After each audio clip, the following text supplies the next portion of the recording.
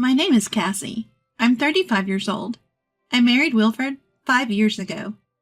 We initially wanted to have kids and even went through preconception care, but it just didn't happen. It was emotionally and physically draining, so we decided to give up on having children. I still love kids, and sometimes when I see a baby, I think, I wish we could have had one. But life with just Wilfred is peaceful, and I've come to appreciate that. Then one day, my brother-in-law and his wife showed up unexpectedly. Wilfred was at work, but I work from home, so I answered the door. To my surprise, my brother-in-law Curtis and his wife Isadora had large carry-on bags with them. Going on a trip? My guess was right. Isadora said, "Long time no see, Cassie. We're actually going to Bali." I really don't like Isadora. She and Curtis got married before Wilfred and I did. She once said to us, "You two are a perfect match, both missing the marriage boat." And I found it incredibly rude.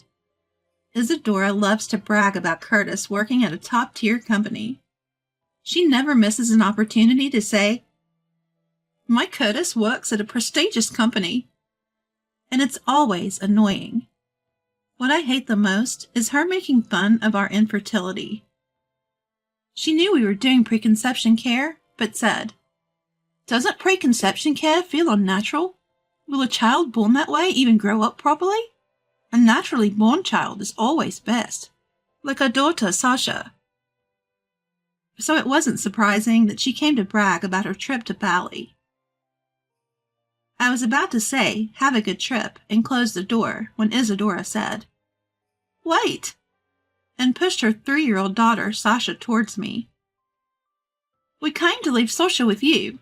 She's too young to appreciate Bali. We'll be gone for a week, so take good care of her." "Excuse me?" Still stunned, Isadora went on. "Sasha has dry skin, so please apply cream after her bath. Oh, and she usually goes to bed at 8, so make sure she's asleep by then. She's potty training, so take her to the toilet as much as possible. And absolutely no eggs. She's allergic." "Wait. What?" "No, I can't do this. You can't just drop this on me." I tried to refuse her overwhelming demands, but Isadora ignored me. She tilted her head and smirked. "Cassie, you were doing preconception care, right? You wanted kids. I thought you'd be happy to look after a child you couldn't have, even if it's just for a week." Her words were so shocking, I couldn't say anything. Isadora dropped one more bombshell before leaving. "Take good care of Sasha. Oh, and don't leave her with my mother-in-law. I can't stand her." "Sasha, listen to your aunt, okay?" Curtis patted Sasha's head, and they left for their trip. Sasha and I stood dumbfounded at the doorway. When she realized she'd been left behind, she started to cry. I hurriedly took her inside. I'd wanted kids but had almost no experience with them. I didn't know what to do with a crying Sasha, so I tried to soothe her by saying, "It's okay," and showing her some cartoons on TV. Finally, she calmed down. Sasha had a small backpack with 3 diapers and a change of clothes for 1 day. Even with no parenting experience, I knew this wasn't enough for a week. Isadora often says, "This is why poor people," about us. But if she thinks we're poor, why didn't she leave any money for Sasha's care? My frustration grew. Isadora hates my mother-in-law, but I don't. I immediately called her for help. "I'm sorry to ask this so suddenly," I explained over the phone. "Oh my, what a situation!" she exclaimed and rushed over. My mother-in-law is straightforward, and often misunderstood as harsh, but I like her cheerful and no-nonsense personality. "Grandma!" "Sasha, long time no see. How have you been?" Sasha was thrilled to see her. Isadora never visited her in-laws, but when she was away for work, Curtis would often leave Sasha with my mother-in-law. Of course, we kept it a secret from Isadora. My Sasha has become quite the talker. Curtis can't keep secrets, so he stopped leaving her with me. It's nice to see Sasha after so long," said my mother-in-law, genuinely happy. Sasha seemed happy too. So when my mother-in-law asked if she could take her, I said, "Please do." That night, Wilfred came home. When I told him what happened, he was furious. "Isadora knew we wanted kids, and still said that? You handled it well, Cassie. I would have lost my temper," he said, making me feel a bit better. A week later, a tanned Curtis and Isadora came to pick up Sasha. Wilfred had taken the day off, so we both confronted them. When we told them we'd left Sasha with my mother-in-law, Isadora's face twisted in anger. "I told you not to leave her with my mother-in-law. I hate her. Sasha likes her for some reason, and it bothers me." "Isadora, could you not openly say you hate someone's mother? It's rude," Wilfred calmly replied. Isadora glared at me. "I left Sasha with you out of goodwill. You both wanted kids, so I thought you should experience what it's like. It's not all fun and games, and you trampled on my goodwill by not even listening to my simple request. That's low."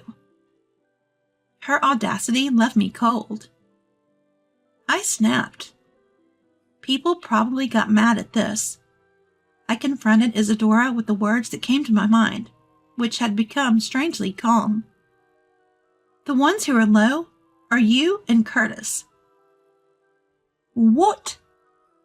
Why didn't you take Sasha on your trip? You say she's too young to appreciate Valley, but you just didn't want the hassle.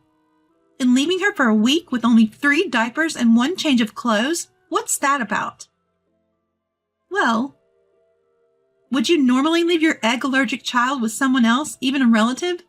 Allergies can be life-threatening, and Sasha cried when you left. Did you even consider how she'd feel being abandoned for a week?" Isadora and Curtis were speechless. Finally, Isadora forced out some words. "But I left Sasha with you out of goodwill, Cassie. You work from home. You have time. We're family. You could help a little with childcare. Or is it because you're poor and you didn't get paid for babysitting?" As I sighed at Isadora's relentless need to belittle me, Wilfred, standing next to me, spoke up. "Listen, Isadora, you keep calling us poor, but I think we earn more than you do. I work for a top international company, and Cassie makes twice as much as Curtis." As he said this, he pointed to a character merchandise displayed in our entryway. "Recognize this character? Cassie designed it." "What?" Isadora and Curtis looked stunned, and for good reason. I'd never told them, not wanting to brag. But I was the designer of a character everyone knows. Designing its illustrations and merchandise is my main job, but I also illustrate children's books and create corporate mascots. I'm far from idle at home. I had no idea Cassie was such an amazing illustrator. "Hey, Cassie, give me an autograph. I want to show off at work." I couldn't hide my disdain as Curtis stepped forward, ignoring his stunned wife, and asked for an autograph. No. I refused, but he kept begging. "Come on, please." Just then, my mother-in-law walked up from behind Isadora and Curtis. "Ah, Mom." Wilfred noticed her, and Isadora quickly turned around. Isabella told her mother-in-law to bite. "Mother-in-law, thank you for taking care of Sasha. We'll take her back now." "No, I'll keep Sasha for a while longer." "What? What are you talking about, Mom?"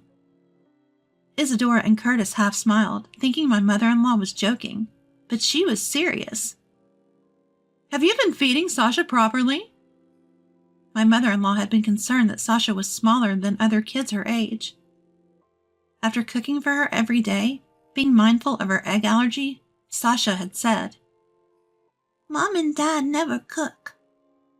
It seems that Isadora and Curtis found it too much of a hassle to prepare meals for their 2-year-old daughter Sasha, who has an egg allergy, so they've been giving her store-bought baby food. You can't blame anyone for calling this neglect. I've reported you to Child Protective Services.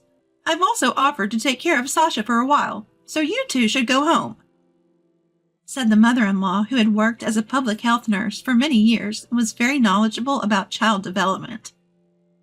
Although she had always been suspicious, she had turned a blind eye, thinking it was wrong to doubt her own son and his wife. But after spending a week together, she decided that she couldn't ignore the situation any longer.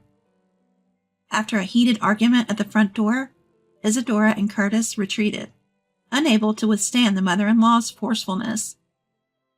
"I'm sorry for causing such a scene.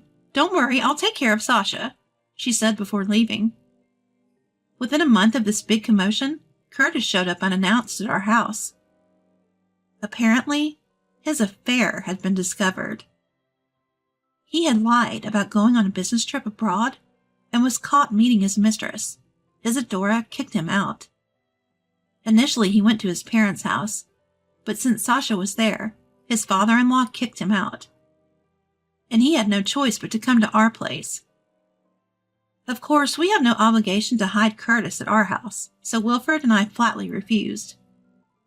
"We have no obligation to harbor you. Why don't you find a hotel?" we told him. And he left, shoulders slumped. In the end, Isadora and Curtis divorced.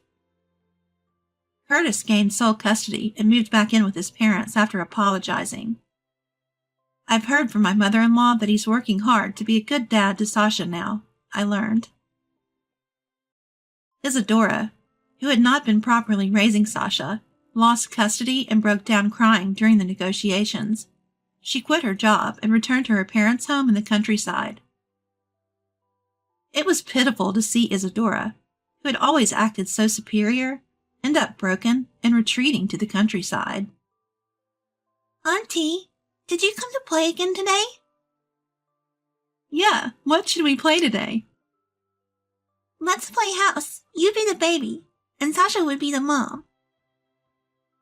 "Sure." I started visiting my in-laws to play with Sasha during my work breaks. Both my in-laws and Curtis, who works during the day, are grateful for it. "I really appreciate you being so good to Sasha," Curtis told me recently. But even without their gratitude, I'm just happy to be friends with Sasha. When she lived with Isadora and Curtis, she often had a doll-like expression. But now she shows a lively, childlike smile. And above all, I love my picture books. And she absolutely loved the picture books I bring from work, which boosts my motivation even more.